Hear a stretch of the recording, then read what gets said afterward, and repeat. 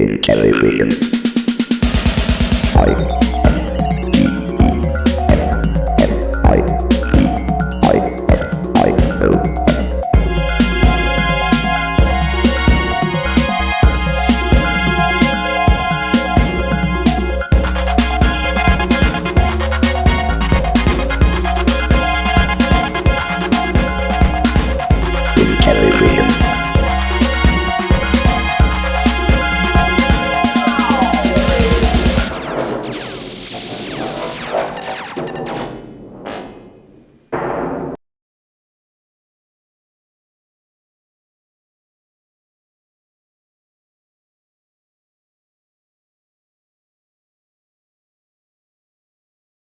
Hello, Commander. Computer reporting.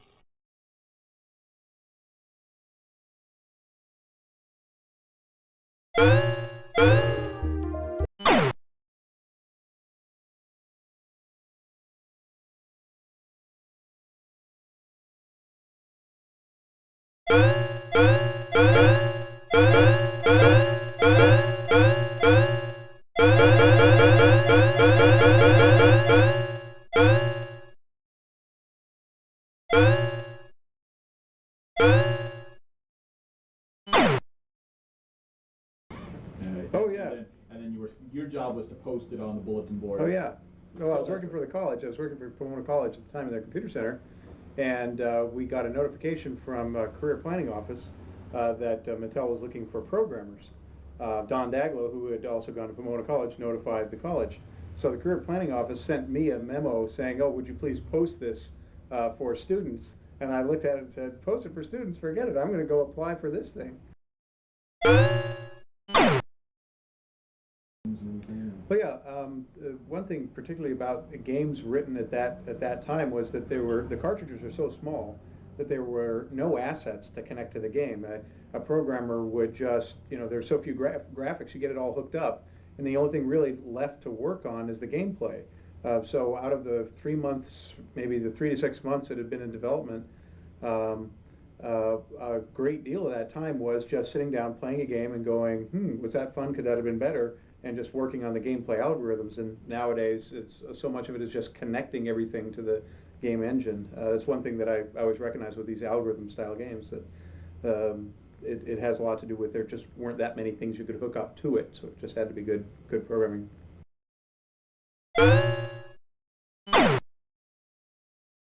Actually, I guess the working on the Intellivision or the INTV product line was a lot more focused because it was just 2 or 3 people on each game max, and we weren't in a floor of 60 people trying to make a game. It was just me over at Steve's house or somebody over at my place, and so I think that was it was probably a lot more concentrated effort on each game, less of the kind of team effort and just more focused. But then we were trying to do like 4 games a year per person, which was just a lot more grueling schedule too.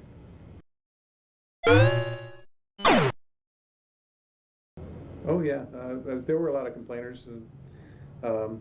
People would, I remember one offsite we had about, the tools couldn't do this, the tools couldn't do that, and I'm just going, come on, just write the game, just write the dang game already. I do also remember, like when I was in the 4th grade, my family was on a vacation, driving through Los Angeles for the first time. I'm staring out the back seat of a station wagon, and we drove down the 405, and there's this big Mattel sign, and at that point in time, it dawned on me, you mean people get paid to make toys? And I was just looking at that very same Mattel building that we never worked in, but just recognizing that people's jobs were to sit there and get paid to have fun and make things for other people to play with. And what was it, 10 or 12 years later, I actually got a job at the same building next door.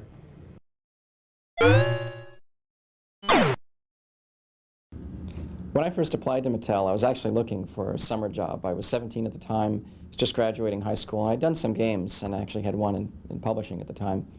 And it just so happened that Mattel was actually looking for college grads. They were recruiting. And they mistook the name of my high school for the name of a college nearby and decided to bring me out to California to interview me. So I came out and went in for the interview and was very surprised that the recruiter, Robin Ekman, looked very puzzled and almost disturbed when she first saw me sitting there waiting. Went into her office, and over the next half hour, a series of people in suits went in and out of her office, always pausing to look at me. After half an hour, she started the interview and explained that they had thought I was graduating from college. But we completed the interview, and I actually went on to meet the hiring manager and then his boss later that day. And a week later, actually got a job offer from them. I guess they created a new category for me called junior programmer. And about a month later, after I'd actually turned 18, I actually started work at Mattel.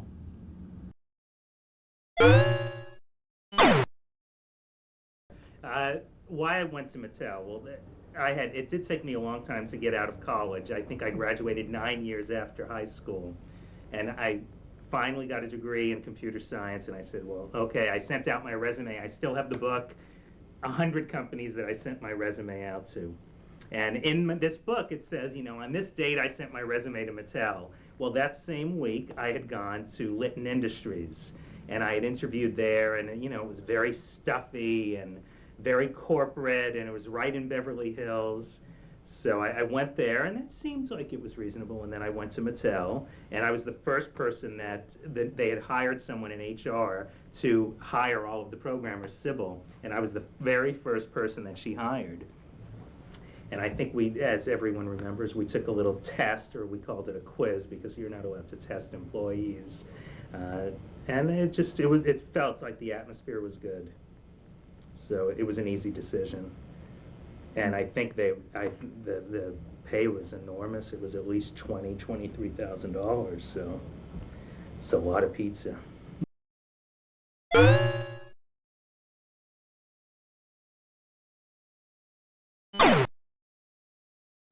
Hey, well, I've heard other people describe it as one of the funnest jobs they've ever had, and I have to concur with that. The people that were there were exciting and fun. The technology we were working on was fun. And I think part of it was that as we encountered lots of adversity towards the end, I think that helped the team pull tightly together. When I was there, I saw the company grow from 30 people to over 2,000 people, and then shrink back down to, before the last layoff, we were down to probably back to 30. And during that time, watching people weather the storm and pull together was pretty exciting.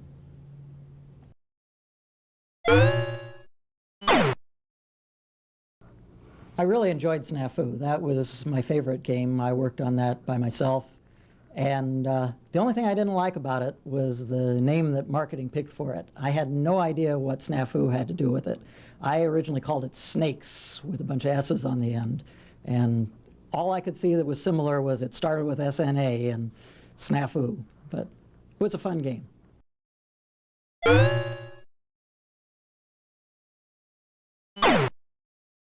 Tell at a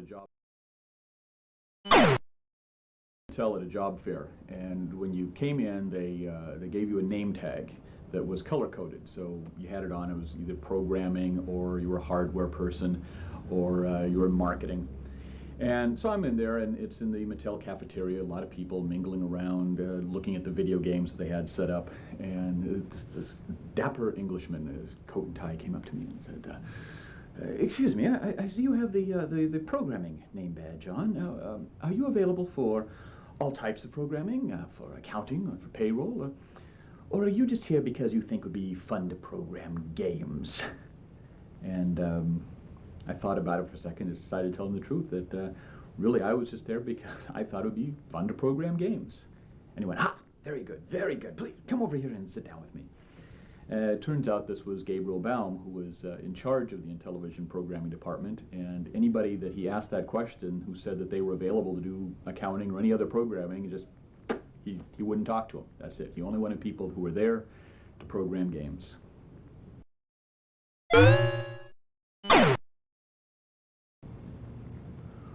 One of the strangest memories I have about Mattel, and it just really kind of showed the way this thing went up and down, was the day they announced we were going to get a bonus based on sales, kind of a royalty plan. We were going to get 6 cents. Programmers were going to get 6 cents for each one of the cartridges sold that they programmed. and a group of us went over to the nearby mall for a break that afternoon, and there was an ice cream shop there, and we all got ice cream, and we were sitting on the patio, and we were just all going, this is it, we're all going to be rich now, this is wonderful. And a Porsche drove by, and one of the people in the group said, I'm going to get me a Porsche. And everybody kind of got wistful, kind of going, oh yeah, now we're just going to be able to, we're going to be rich, we're going to be able to buy whatever we want, and it's just, it's not going to be that struggle anymore. And it was almost like we were sad that we were just going to have so much money and everything that's like, oh, that's it, all the hard times are past us, and oh, is it going to be as much fun when you're just going to be able to buy whatever you want? And of course, 6 months later, we were all out of work. So.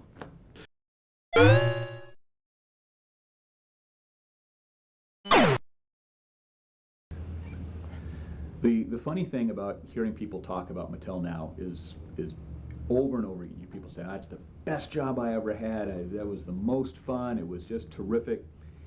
And my recollection is when we were actually there, it was just constantly people bitching and moaning about everything. I'm in a cubicle, I want to have an office, we don't have walls, we don't have doors, marketing doesn't know what they're doing, how come they're releasing the game this way, how come they're hitting this way, there's too much interference in the game design, I want to do this, and I want to work on this project, but I have to work on Aquarius, and I want to do Intellivision, and this person's making, it was just constant complaints about everything. And even the people who weren't complaining that much, there was still, there's people say, oh, I never complained, but still they were all interviewing. I mean, there were headhunters everywhere, and all the companies, Atari and Coleco and Sega, everybody was looking for programmers. So even the people who were happy were out flying all over the country interviewing with other companies. So it's funny now to hear people talk about how great it was when everybody had 1 foot out the door and was going. But at the same time, it's not really a contradiction, because I think that really looking back at it, it was the best time for a lot of people, and I think that that's because simply, even with all the complaining and everything, there was just such a passion about what we were doing. I mean, it was just, video games, but everybody was really just so, it was their life at that time. It was just really caught up in it, and really, like I say, the passion for every day of working at Mattel and working with the people that we had there. It was just, it was tremendous. So it was like, say, a lot of hard work and a lot of complaining and a lot of nonstop agony, but it really was a time when you just really felt alive, and that you really knew what you were doing every day.